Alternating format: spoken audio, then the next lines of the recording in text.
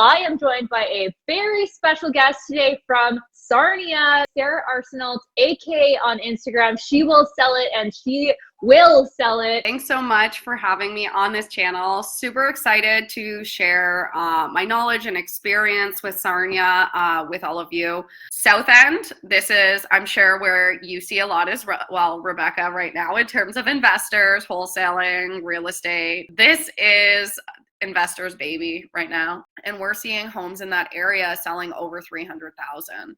Which is a stark contrast to even a few years ago when they were selling for 100,000.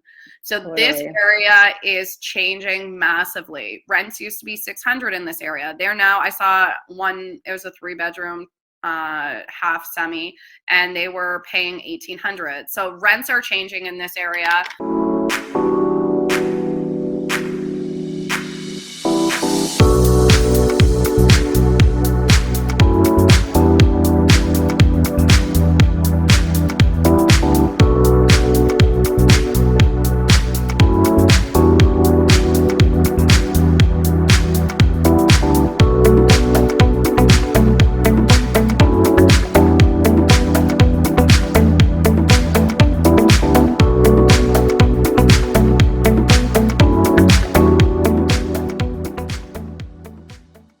What's going on, YouTube? It's Rebecca and Matheson here, aka the Canadian Cottage Girl, and I am joined by a very special guest today from Sarnia, the old Sarn Bard, which I love so much. It is Sarah Arseneault, aka on Instagram. She will sell it and she will sell it, and she's going to sell us on some market updates here today.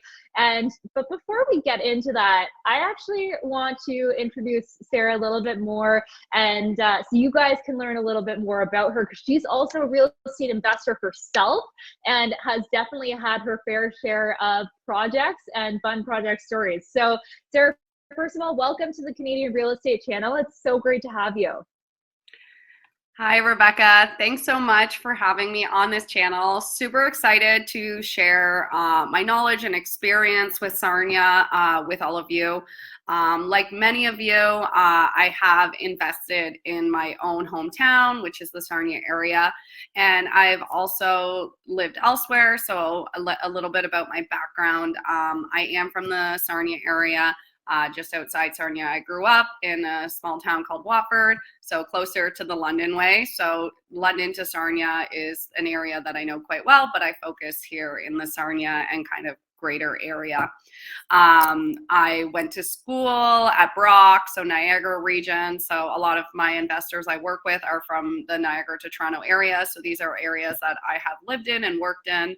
I come with a marketing background. I used to do some marketing downtown Toronto there, digital marketing. So really benefits my real estate career and basically helping clients find deals and make connections. So that's kind of my brief background. But prior to getting into real estate, I know I've told you the story, but my first kind of investment per se, my husband, or it was my boyfriend at the time, I think we were maybe 22 at the time, we decided to basically take a 4-month road trip across Canada before both starting some more serious full-time jobs at the time.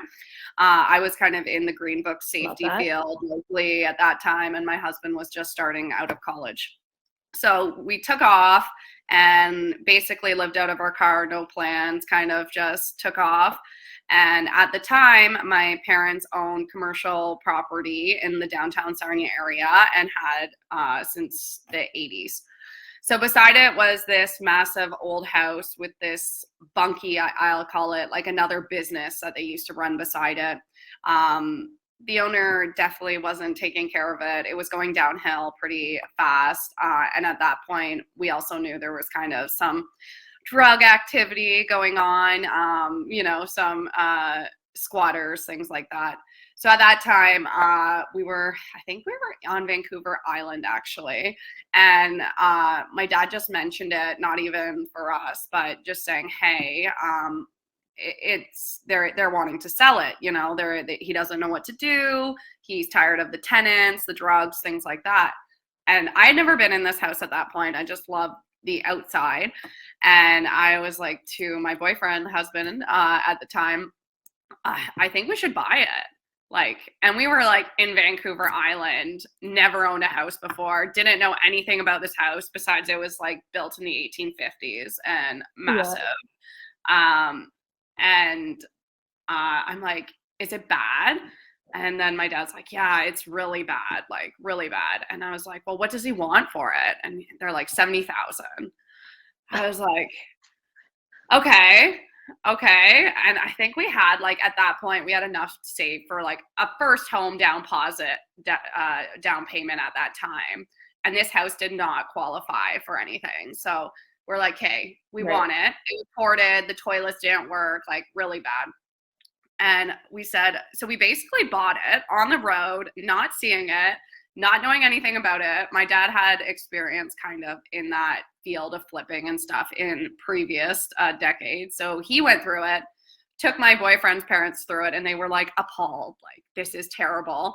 And before they even see it, we already convinced them to loan us some of the money because we couldn't get a mortgage at that time. So we had most of it, but we needed more. So they're like, man, what are you getting into? So we came home, like we paused our trip for a few weeks, and basically we ended up cleaning, I think, like over 300 like used needles out of the home. Like it was really bad. God. But at that point, being 22, we ended up leaving most of the structural stuff. We did a lot of brickwork, like really learned how to do a lot of it ourselves and hire contractors, and ended up flipping it and reselling it for a property to buy our first home essentially. So that was kind of our first venture in it. And we've continued to do more of the flipping style that has led us to our dream property where we live now. Looking to get back into more of the rental market personally, but the right deal has to arise. As all of you know, with investments, everyone has their own style. So that is kind of my personal of how I got into real estate and the investment market specifically.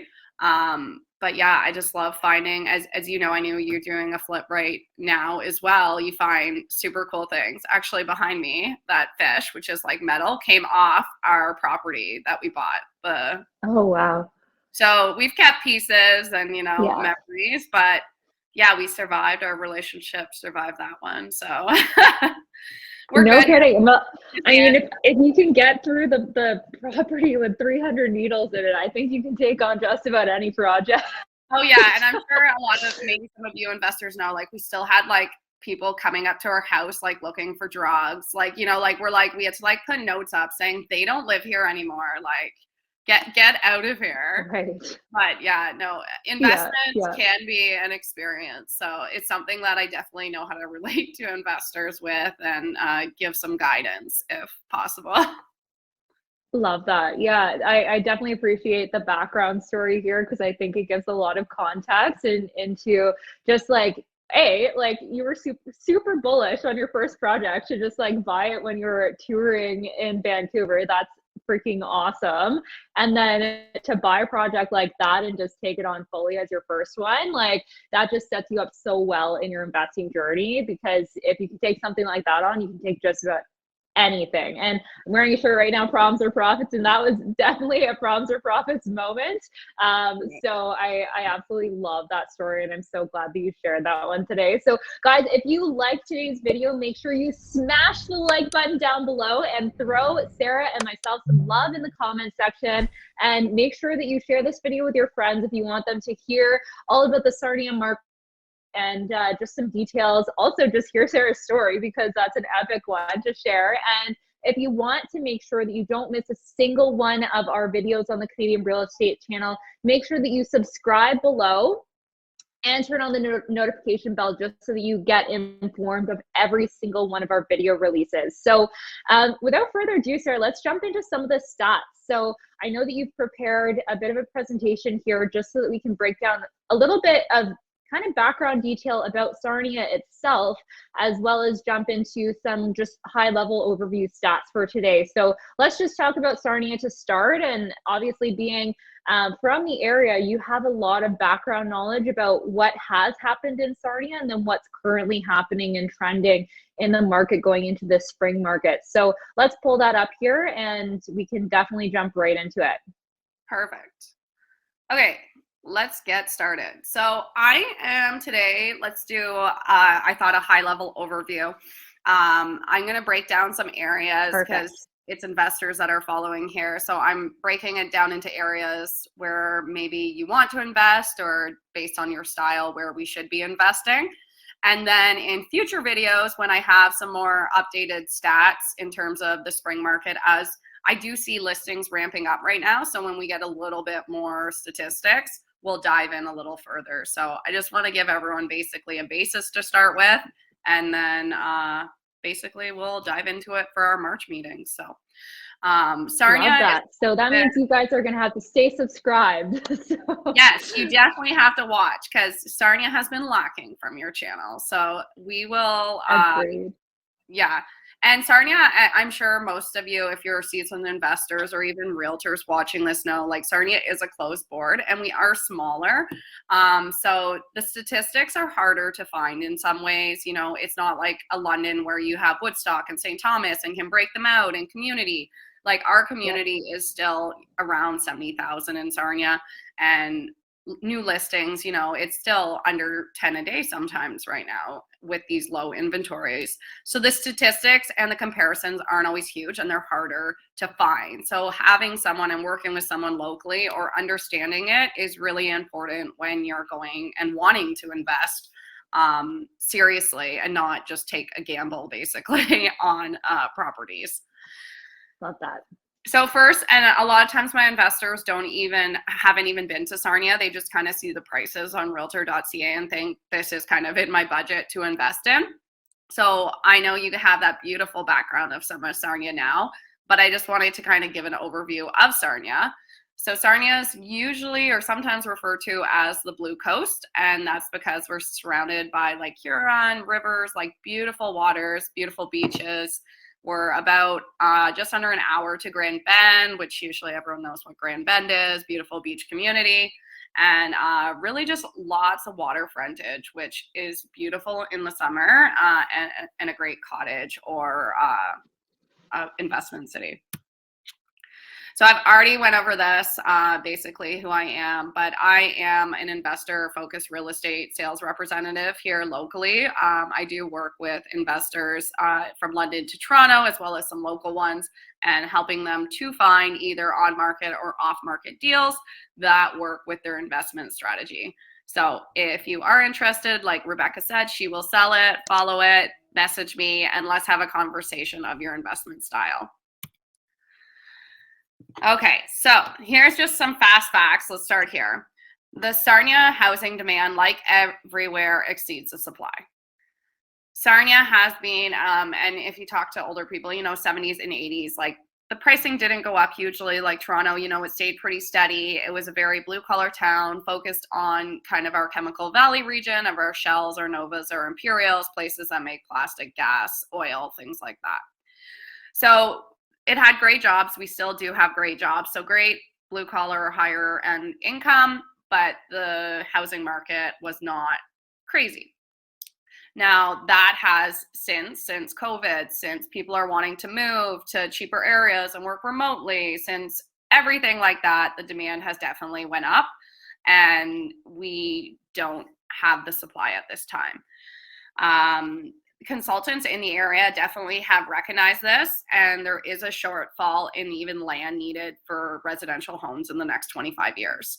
So council is currently looking at this. I think they need about 40 hectares in the next 10 years, and they're trying to figure out where it should go, city planning, and it between realtors and the town, and you know how it goes. It is a big argument, debate of what needs to happen. But as realtors in this region, we can, and I'm sure citizens, we can all agree we need more homes to stabilize even the used pricing. So I think OREA has a big petition right now, or right to city council. If you're an investor at all related in the Sarnia market, reach out to people involved and express your ideas or need for more housing, because it is something that builders are ready to build, but they can't get the permits or they don't have the land, and we need a better solution. So I'll get more into that too, the numbers of the growth rates and stuff in our next one.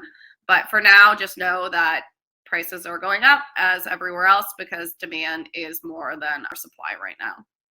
So as I already mentioned too, it is a growing investor market, and I'm seeing more and more people reaching out to me just because London's too expensive, and our rents are actually quite high right now. I just rented a 3-bedroom townhome for $1,800 plus utilities. So, and it was nothing fancy. So our rents are actually really good and comparable in many ways to London or the Toronto way. So people like that for the fact that the prices are cheaper, but your rents are still comparable. Okay, so this is the Sarnia area in a nutshell. There's many regions that we could break this down into as well. I've left Point Edward out, so if you see the top left corner, that would be Point Edward. Beautiful community, surrounded, you see the Blue Water Bridge there. It's close to parks, it's close to the casino, but the price point is higher, and it's not what I find in terms of my investors anyways, an investor market. So there definitely might be opportunity there. I'm just not including it in this segment. Picture on the right is Canatera Beach, so you can see how beautiful it is. That's one of our many beaches. Water's super blue, and it is in that North End community, so bridging on the Point Edward North End community. So that's definitely an in-demand area to live around. There are houses in the park as well. Really, really nice area. What we see here, though, I broke it down like into North End, Central, Sarnia, South End, and Sherwood. This was the basically easiest way I could do it without getting into our presentations about each one. And as I mentioned as well, the stats just aren't huge. Sometimes it's easier for a realtor to say, hey, I know the most recent comparable, 3 comparables that sold in that area versus pulling the stats, because it's just such little data because of our supply issue right now.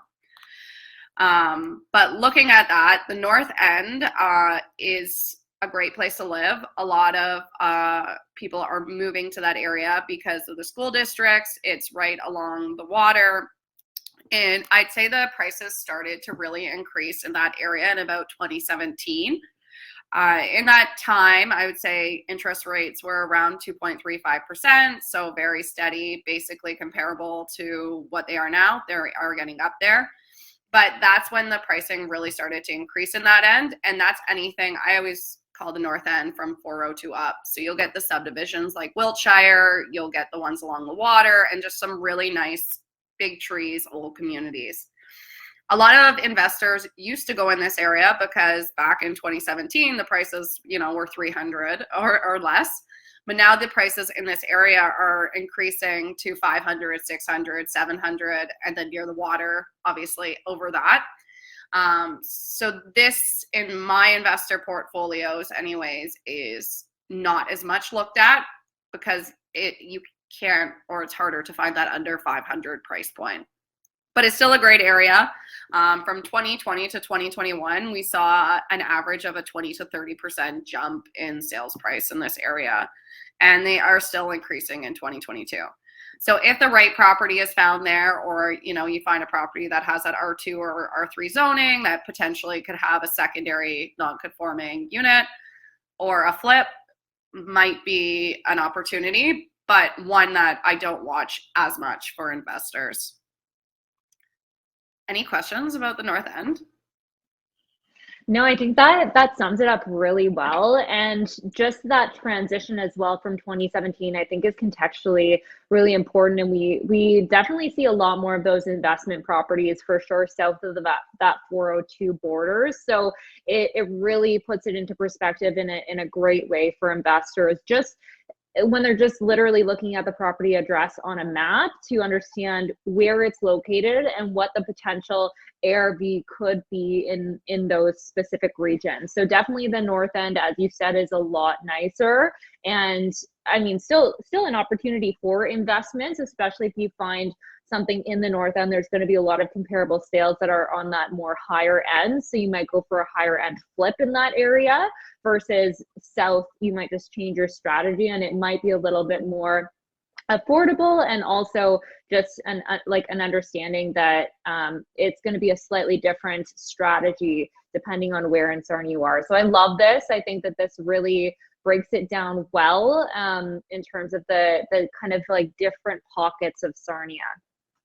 Yeah, I agree. Like your north end, like generally, unless you find a great deal, isn't going to be like a first time investor. It's going to be someone that has a little more money to play with, and really making sure the numbers still work to get that ARV, and making sure, or as a rental, right? Like making sure the numbers work. Central Sarnia, I'd say even 2 years ago, this was like ideal investor range, you know, like right close to parks, schools, like nice areas, nice and close to the 402, heart of everything, you know, you got the malls, things like that. But it has also seen quite a stark increase in the last few years, again, since COVID, that 2020 to 2021, and even 2021 and 2022 saw basically a 25% increase in this area. Now that is generalized. Like if an investor wanted to go down nitty gritty, I would say reach out to me, because even in this central area, there are newer subdivisions, right? So there are different areas, but to break them out with the little data I had just didn't make sense. So yeah, this is the area that I would just call Central Sarnia. It is definitely getting more expensive. So this area is now being seen in more like as an extension of the north end, you know, like we just go down, and average pricing right now in like the December range was over 400,000 in this range. So it's getting up there. So 400 to 500 would be common in this area, and even breaking 500 in some of these subdivisions that are still older homes, but upkept well. So this is the area, and this kind of encompasses a lot of the downtown as well. So surrounding the downtown, you'll get like Brock Street North and College, and these nicer older neighborhoods with character, and those areas as well are going up. So this is still a great investor area. I'd say great flip area. Like if you find something that's a good value and you want to make it into something like we were talking about, a little higher end finishes for that family that wants a home, second home, bigger home, and wants to move into it, that is a really great area. Or most of the pockets, again, there are, talk to a realtor, talk to someone that knows what's going on around there, but really great flip area if you can find something that works. Also great rentals because it's still in some good school districts. You know, you still got townhouses and things in there. So depending your strategy, this is a great area to look at, but just keep in mind you are going to be paying a little bit more. It's not your 300,000 price point anymore like it was a few years ago. So that's a good area as well. South End, this is, I'm sure, where you see a lot as well, Rebecca, right now in terms of investors, wholesaling, real estate. This is investors' baby right now, or that's what I call it. When someone's coming to me and they're looking for something, you know, under 400,000 rental, it still gets those great rents. South End, you know, years ago used to be looking as, you know, the lowest end of Sarnia, you know, like, but since then, like Campbell Street would be as far south as you can go, basically at the bottom. And we're seeing homes in that area selling over 300,000, which is a stark contrast to even a few years ago when they were selling for 100,000.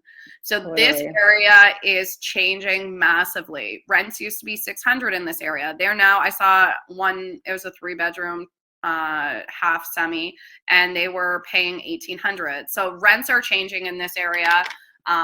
There's kind of Mitten Village, it borders Central and South End. So these areas that kind of had a little higher crime rate, like petty theft, things like that, are being revitalized as these investors come in, as these first-time buyers can't afford Central or North End Sarnia anymore, or Sherwood, and are forced to the South End. A lot of older homes in this area. So, I mean, lower taxes, which is a nice thing. And then I also find that you can find like more of those R2 and R3 or duplex zoning because it is older areas. So that would be like your central and south end. You can find more of those investor friendly things that you're looking for. But the south end, it started climbing, like it did climb it in 2017, like the north end, but I would say more so in 2019. So even prior to COVID, it started climbing. It does have very low inventory still and older homes, and the homes usually will need a lot more cosmetic upgrades. I'm sure you've seen that as well, but they need cosmetic plus. So yeah, neat cosmetic renos. I love those ones. And there's no pictures inside. And then it, like the investors are like, oh, this is a great deal, like 300,000. Should I buy it? Like no brainer. I'm like, can I see pictures of the inside? Can I go inside? Yeah. Like, what is this? Because as you know, like with older homes too, there's still like potential for lead, galvanized piping, asbestos. I was in the safety field before, so things that I'm well aware of. And yeah, you just see it and you're like, okay, I need to see more. Like, I know what end of town it is. It's not a single older lady owner from the 70s. Like, I've kept it. Like, let's see a bit more. So yeah, you know what I'm talking about. But this area, as you've seen as well, is hitting all-time highs. So right now, I'd say starting point in this area, like even for those rough homes, is 300,000 for the most part. You do get a few that are like fully, need gutted or need things, and they're 200 with bidding wars. But generally, you're looking at more of the median average of 300,000. And I'd say between 300 and 400, because a lot of the homes that I've taken investors to here have sold over that 300 point. So it is still climbing. It is still a happening place. And I think this is also why a lot of investors, even compared to a year ago, most of my investors a year ago were looking for single family homes, right? Let's rent it out. Let's make an income. Now with the prices creeping up, the strategy has to change. And they are more looking for, let's do, especially in the south end where you can't demand more rent just because the house is more. Is it zone that R2? Is it zone duplex? Is it zone R3? How can we get more income in a feasible way that this flip or this investment still makes sense? Right. So that's, there was an R3 zoned on Palmerston there not that long ago. And it still needed quite a bit of cosmetic, but it had the 2 kitchens already. It was nice, bright units, very nice. And I believe it sold off the top of my head around the 431 point. So still good money. And that's pretty close to Campbell Street. So this is definitely an area that I go to often now compared to even a year ago where I might have been more in central Sarnia. So a lot of opportunity there if you're willing to get your hands a bit dirty. And obviously I just like to mention to out of town people as well, take into account, as I know you're at a flip right now, you're doing yourself, but you're there doing the work. A lot of my investors just want to pay someone to do it. So we really need to take into account the cost of that, right? Like the cost of labor and finding contractors. So I do have contacts that I can help people out with, but obviously we need to make sure the numbers still work because the market is always changing, it seems, especially with interest rates and things like that. Absolutely. Yeah. And yeah, if anyone needs a flooring guy in Sarnia, hit me up. I've got someone. But yeah, that's the thing. Like, as you said, like if you're doing the work yourself, you have to make a plan for that. You have to budget for that and just budget your time mostly because you're not going to have to pay out that labor. So it just depends on what your strategy is and whether or not you're going to be outsourcing things. And if you're from out of town, like make sure that you actually have the connections or talk to somebody who does. That's the good thing about these investor circles is that you can reach out to someone like Sarah. You can reach out to somebody locally and just say, who do you use? Because it's really important that you use people who like and trust when it comes to contracting and who are actually going to do a really great job for you. Yeah. And know your plan, stick to your plan, talk to your realtor. I remember I had this one client and they kept wanting to buy homes, their budget 300 to 350. And I said, great.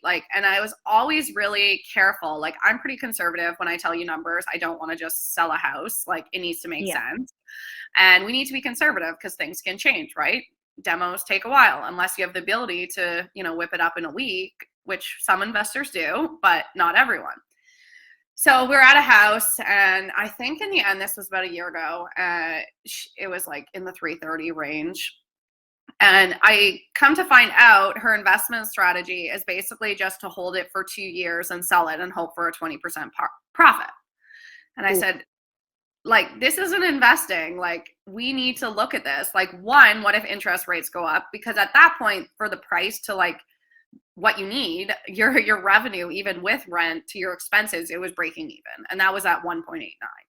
I said, if this goes up, I know Sarnia's crazy, but in terms of what it's went up in the last few years, but we cannot guarantee a 10% return every year without your interest rates being in into account or selling or expenses.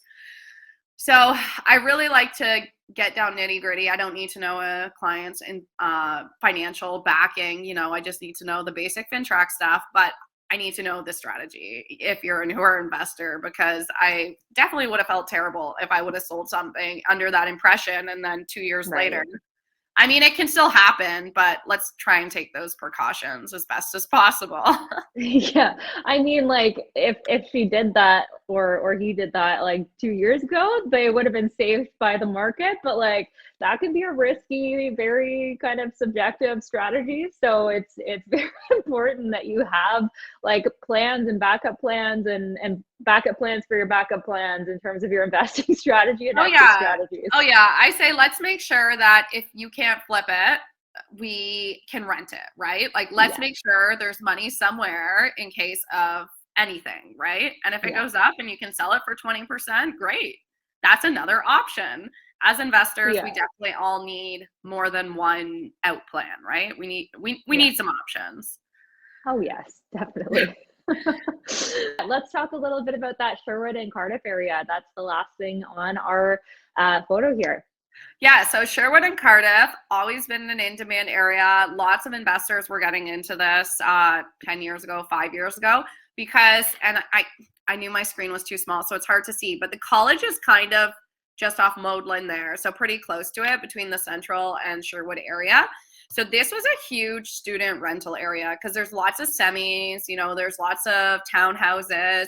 So investors would buy them and rent them out to families, rent them out to students by the room, great area for that. This area is also, even though it's South End, because I definitely have move-in family clients that are oh, I like this house in Sherwood, but it's South End. I'm this is not South End. This is Sherwood. So Sherwood has definitely a nice family atmosphere. And it is a great area if you can find a deal. But the price point, even though it's South End, has went up substantially. So really in demand, lots of townhouses, lots of semis, some of them don't even have condo fees, how they're set up. So good area to look into. But the price point is definitely closer. The average is around 400,000. But it's hard because we'd have to break it down more again because that's going from townhouses to detached homes. So detached home, I will have the pricing more next time, but even a full cosmetic flip was listed around the 400 point, and I know it went for more than that. So detached homes are in high demand here. Pools, garages, anything for family, high demand, high value in this area. But the townhouses, crazy, as you know, substantial, over 300,000 now, was 100, a few years ago. So great area to look into, great area to pull stats, especially if you're looking to rent to students or to family. But this is definitely an area that, again, has went up in value. Cardiff is another one. Cardiff is a little lower end than Sherwood. It's kind of in between that Central, Sherwood, South End. It's a lot more townhouses, so great for investors that want to rent them out. Pricing, again, has went up substantially, but that is another great area if you're looking for, kind of that lower price townhouse that you can rent out no problem. that is more turnkey than a detached home, right? So less things to go wrong, I guess. Any questions about this before we move on? I don't have too much more to go today, but hopefully everyone watches this video, likes it, so then we can talk a little more in depth with the actual stats of what's happening the next time. Absolutely. No, this is a perfect high-level overview. So for anyone in the comment section that wants to know a little bit more, toss your questions in for next video that Sarah does here on the Canadian Real Estate channel. And we'll be sure to cover some more of those topics and also dive deeper into some of these stats. But today we're just going to go high level so you guys can really get a grasp of the Sarnia market. And even just seeing this map, Sarah, is so helpful for investors because they know that the South End kind of section is going to be different to comparables in the North End or in Sherwood, Cardiff, because it is a very, like, Sarnia's a city, but it's a small kind of market in comparison to a Toronto or Mississauga. So it's really important to understand the lay of the land, and not everything is going to be comparable to another area. So if you're looking in the South End versus the North End and trying to justify a price point that is like North End pricing based off of a North End comp, like that just won't work for you. So just make sure that you know where your comps are coming from and that it is specifically close by and actually something that is directly comparable based off these regions. So I think that this layout is actually so important for investors to understand just when they're even just doing an initial like napkin math analysis of a deal. Yeah, I agree. And for sure, like if you have topics, anyone watching, write them in the content or comments below, and I will definitely include them. Because as Rebecca and I pointed out, Sarnia is a lot smaller than the other markets. So it's really hard to do comparisons and like dive in for an hour on things just because the data doesn't exist and I can't make it up. So unless we get a ton more listings or it's a little harder. But yes, I definitely agree. Great place to start. And I'll probably include this on my next one as well, or just reference to it so everyone can see again where we're kind of looking at. This kind of shows, and I know it's small, but this shows the dip in supply. So basically what is listed in the Sarnia area. So as you can see, like as we go down, so that big dip is December. So December 2021. We also saw a correlation there. The supply went so low that the pricing definitely took a peak as well there, even for investors or those first time buyers in that 400,000 range.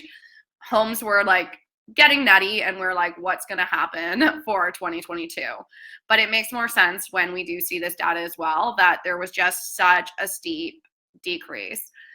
I think they say that right now the real estate board put out a thing because of our supply issue and planning that there's 3,000 active people looking for homes right now in Sarnia. And I think there's about 10 listings on average a day. Now that is spiking and going up. So that's why it's a really interesting time to see what's going to be happening in the next 2 or 3 months while inventory does spike. Question I get all the time from investors because they do think Sarnia is its own bubble and we are different than anywhere else, but our offers being held, and do sellers accept preemptive offers, which is a question I get all the time. Yes, offers are being held. They are being held on most listings, I'd say, on average of 5 to 7 days for the most. I'd say that's kind of what I see. Good for my out-of-town investors, honestly, because it does give them time to get down here and kind of line a few up, hopefully on a weekend versus video calls and running down and things like that. So that is a good thing. And do sellers accept preemptive offers? I know preemptive offers are definitely more relevant in other areas. Sarnia, definitely most properties have Form 244 signed, and most agents will not even consider them because of the legalities around it all. So I'm not saying they don't happen, but it's definitely less than I hear of it happening in Toronto and London.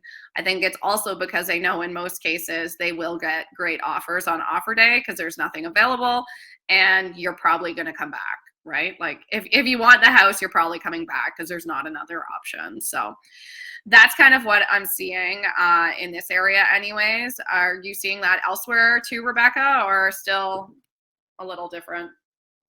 Yeah, I'd say it's pretty similar across the board with most of the realtor market updates that we've had on the channel, is that there's just no inventory. So it's the same where we're seeing that dip in inventory and spike in price points, and then the strategies within like the realtors are all kind of similar in that they're trying to get everything done preemptively prior to the listing. The listing goes up, and then they're holding offers after a few showings over the weekend type of thing. So it's very fast, and properties are being sold very quickly because of it.